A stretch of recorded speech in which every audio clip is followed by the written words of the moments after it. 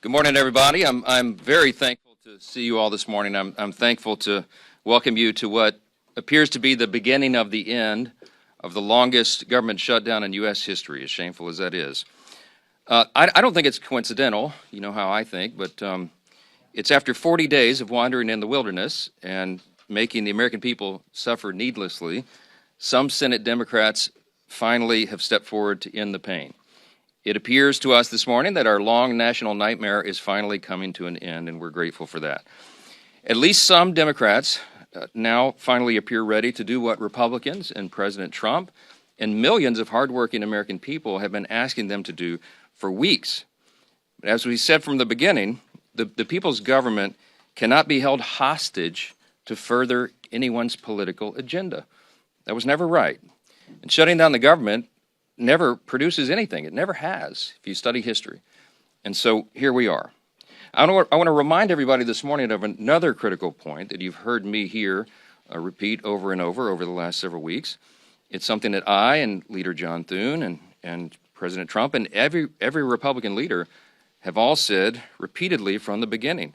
We have always been open to finding solutions to reduce the oppressive costs of health care under the Unaffordable Care Act. We just made clear that we would not and should not ever do that, that is, negotiate as hostages.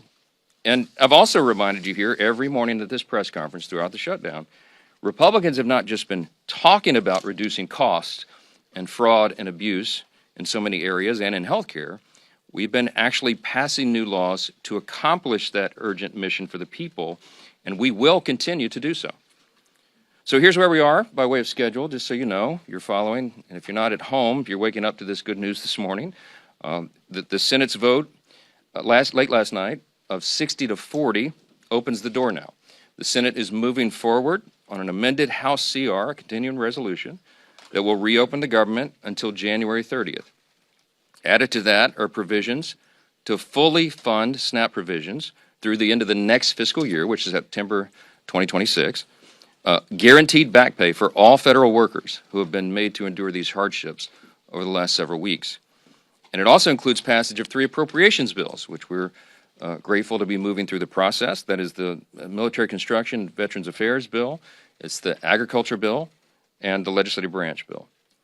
The Senate will be back in session this morning to finish their job, and we're certainly praying that they do.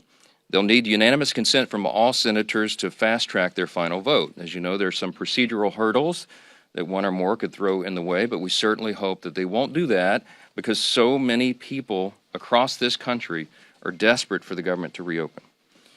At the very moment that they do that final vote, I will call all House members to return to Washington as quickly as possible. We'll give a 36-hour formal and official notice so that we can vote as soon as possible to pass the amended CR bill and get it to the president's desk. As you all know, and he said as recently as last night, I was with him, and he told the press, he said, we want to get the government open. He's very anxious to get the government reopened and to end the Schumer shutdown. We all are. With regard to the travel challenges, I spoke yesterday at some length with Transportation Secretary Sean Duffy, my former colleague and good friend, and he lamented the serious situation that we have with air travel in the U.S. He's bent over backwards, as all members of the administration and the cabinet have done in all of their areas of jurisdiction, to try to keep the government working for the people and to mitigate the pain and the harm. But the problem we have with air travel is that our air traffic controllers are overworked and unpaid, and many of them have called in sick. That's a very stressful job, and even more stressful exponentially when they're having trouble providing for their families. And so air travel has been grinding to a halt in many places. And as of Sunday, nearly half of all domestic flights and U.S. flights were either canceled or delayed. And it's a very serious situation. So I'm saying that by way of reminder. I'm stating the obvious to all my colleagues, Republicans and Democrats in the House.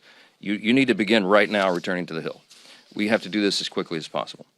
Now, we look forward to the government reopening this week so Congress can get back to our regular legislative session. We have a lot of business to do, as you all know, and we will be working in earnest. There'll be long days and long nights here for the foreseeable future to make up for all this lost time that was imposed upon us. I want to close with something that's important. I think it's important to say that this is genuine. I mean this sincerely. We applaud the 7 Senate Democrats and 1 independent senator who did the right thing. They decided to put principle over their personal politics. And my urgent plea of all my colleagues in the House, and that means every Democrat in the House, is to think carefully, pray, and finally do the right thing and help us to bring an end to the pain of the American people. This has gone on too long. Too many people have suffered, and it's long overdue. That's the update I wanted to give you this morning. There are probably lots of questions, but I'm going to get a lot of my own questions answered later today, so stay tuned for more. Thanks so much.